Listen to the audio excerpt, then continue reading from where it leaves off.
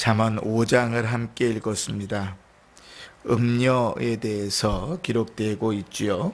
5장 전체가 음행에 대한 내용들입니다. 대단히 직설적으로 또 음행에 대한 것들을 경고하고 있는 내용이기도 하고, 또 영적으로는 하나님께서 그 하나님을 떠나 다른 우상을 섬기는 그 모든 일들을 음행이라 그렇게 말씀하셨으니, 영적으로는 우리의 신앙의 모습들이 어떠한가를 또한 살피게 되는 말씀이기도 합니다. 그 두 가지가 직설적으로 음행에 대한 이야기든지 영적인 음행에 대한 내용이든지 그 의미에 대한 내용들, 특히 그 접근 방식들이, 사단이 쓰는 접근 방식들이 다 비슷해가지고 우리가 하나님의 말씀 가운데서 은혜 받기는 동일하리라 그렇게 생각합니다.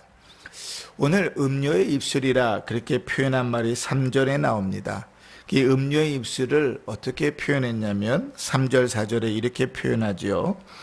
꿀을 떨어뜨리며 그의 입은 기름보다 미끄러우나 나중은 쑥같이 쓰고 두 날 가진 칼같이 날카롭다 이렇게 표현합니다. 그러니까 쉽게 말하면 이런 것이죠. 음료의 입술은 처음에는 참 좋은데 잠시 후에는 그것이 변하여 위험하게 된다 이런 말입니다. 우리가 성적으로 음행을 행하거나 또 하나님 앞에 영적으로 음행을 행하거나 그 사단의 유혹은요 늘 처음엔 대단히 달콤합니다. 그럼에도 불구하고 그 끝은 대단히 괴롭지요. 오늘 성경 솔로몬은 뭐라고 그 끝을 표현했냐면 이렇게 표현합니다. 5절에 보면 그의 발은 사지로 내려가며 그의 걸음은 스월로 내려가나니.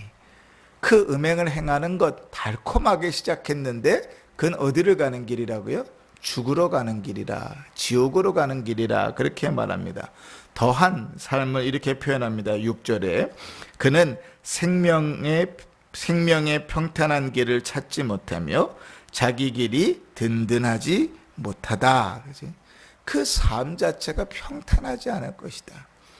그러니까 하나님 앞에 음행으로 사는 자, 또 음란하게 사는 자들의 삶이 그렇다고 말하는 것이죠. 얼마나 미련한지요. 그런데 그렇게 그 길을 살아가면서도 깨닫지 못합니다. 6절 마지막에 보시면 그것을 깨닫지 못하느니라. 처음에는 대단히 달콤한 것처럼 시작됐지만 그것은 위험천만하고 우리의 삶 가운데 저주를 쏟아부으며 그 걸어가는 길이 지옥으로 돌아가는 길 같을지라도 그것을 깨닫지 못하는 거예요. 그 참 우매하지요. 어떻게 보면 마치 그런 생각이 듭니다. 알코올 중독에 걸린 사람들, 도박 중독에 걸린 사람들, 또 마약 중독에 걸린 사람들, 그런 사람들을 보면 공통적인 특징이 무엇인가 하면 그것이 잘못됐다고 인식은 해요. 그런데 거기서 헤어나오지를 못하는 것이죠. 그래서 솔로몬은요 3번이나 반복하면서 경고를 이렇게 합니다. 두렵건대 두렵건대 두렵건대. 9절 10절 11절이 그렇게 시작하죠. 두렵건대 두렵건대 두렵건대. 이 땅에서 그들이 안게 될 결과를 그렇게 표현하는 것입니다. 어떤 두려움들이 있습니까? 9절에 보시면 내 존영이 남에게 잃어버리게 된다. 존영이 무엇인가 하면 높은 지위와 영화로움입니다. 누구나 지위를 갖지 않는다 할지라도 인생의 나이를 들어가면서 가정을 이루어가면서 자녀들이 자라나면서 그에게는 누구나 기본적으로 지위와 존영이, 영광이 있습니다. 그 모든 것들이 다 어떻게 해요? 잃어버리게 된다 그렇게 말하죠. 자, 또 9절 뒤에 보면 내 수완이 잔인한 자에게 빼앗기게 될까 하노라. 내 수완이, 내 젊은 날들의 시간들이 다 잔인한 자에게 빼앗겨 버리면 내 것이 없으니 낭비가 되어져 버리는 것이겠지요. 뿐만입니까? 10절에 보시면 타인이 내 재물로 충족하게 되며 내 수고한 것이 외인의 집에 있을까 하노라. 무슨 말입니까? 내 재산과 내 모든 수입들이 상실되고 아무리 노력하여도 움켜질 것이 없어진다. 11절에 보시면 마지막에 이르러 내 몸 내 육체가 쇠약할 때에 내가 한탄하여 말하기를 내가 어찌하여 교훈을 싫어하며 내 마음의 꾸지람을 가벼이 여기고, 건강까지도 다 잃어버리고 양심의 고통까지도 다 잃어버리게 된다, 그렇게 말하는 것이죠. 자, 그러면 솔로몬이 그 음행에 대하여 또 영적인 음란함에 대하여 벗어날 길을 어떻게 우리에게 가르치는가, 두 가지의 방법을 가르치는데, 첫 번째는 7절입니다. 7절을 보시면 그런즉 아들들아 나에게 들으며 내 입의 말을 버리지 말고, 이렇게 말합니다. 나에게 들으며, 솔로몬은 잠언을 쓰면서요, 지혜를 마치 사람인 것처럼 표현하지요.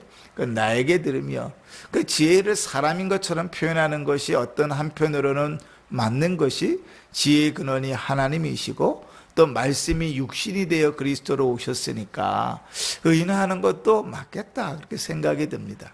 하여간 솔로몬이 뭐라고 그 음란함을, 음행을 피할 수 있는 방법을 제시하는가. 7절에 처음엔 뭐라고요? 말씀을 들으며 들은 말씀을 버리지 말아라. 우리가 주일에도 듣지 못하는 귀머거리, 성령께서 말씀하셔도 그 말씀을 듣지 못하는 귀머거리가 되어서, 귀머거리는 절대로 말할 수가 없거든요. 말씀을 듣지 않는 자가 그 입으로 사람을 위로하고 격려하고 주의 영광을 드러내는 말을 할 수 있다는 것은 불가능하죠. 그래서 귀머거리요, 또 입으로 말하지 못하는 벙어리라 그랬습니다. 우리 주님이 에바다라고 선언하여서 열어주실 때 그것은 듣는 일이 얼마나 중요하고 말하는 것이 얼마나 귀한 것인지를 가르치신다 그랬지요. 자, 오늘도 마찬가지입니다. 하나님의 말씀을 들으라. 주의 말씀을 듣고 또 더 나아가서 들은 말씀을 버리지 말아라.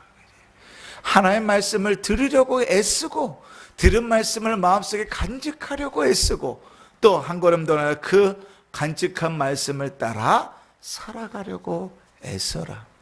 우리는 매일 새벽마다 첫 번째 기도 제목이 뭐죠? 주일에 들은 말씀 붙들고 기도하는 겁니다. 이건 대단히 우리 신앙의 기본이 되면서도 중요한 것이지요. 하나님의 말씀을 듣고 그 말씀을 버리지 않는 것, 그 말씀을 버리지 않는 것, 그것이 우리가 영적인 음행으로부터 또 육적인 음행으로부터 벗어날 수 있는 길입니다. 청년이 무엇으로 그 행실을 깨끗게 하리까? 주의 말씀을 따라 삼갈 것입니다. 하나님의 말씀이 그로부터 우리를 떠나게 하는 것이지요. 또 하나, 8절에 보면 어떻게 하라고 가르칩니까?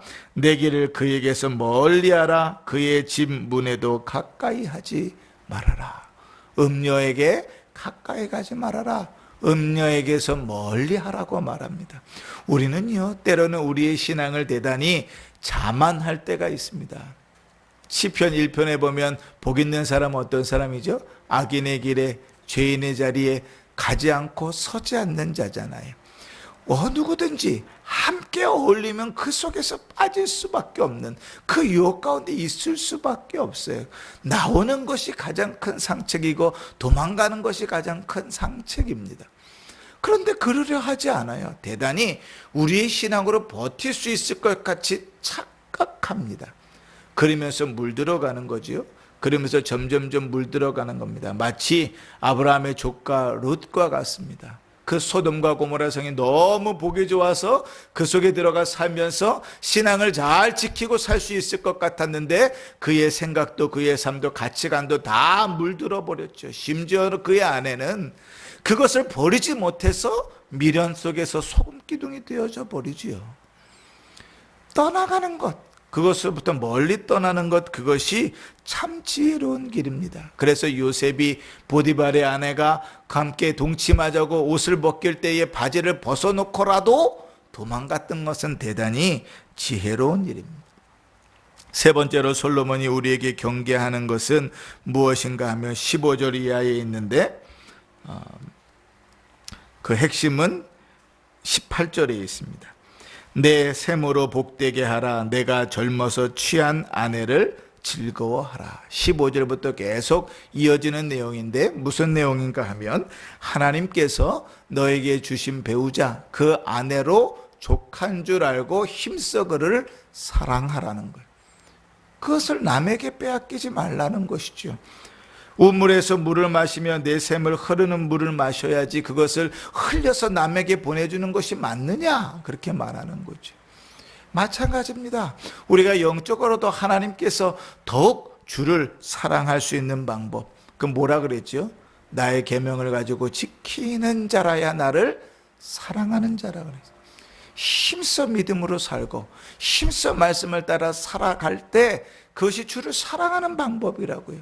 힘써 주를 예배하고 힘써 믿음으로 걸어가는 길이 우리로 하여금 영적인 음행에 빠지지 않는 길이기도 하는 것입니다.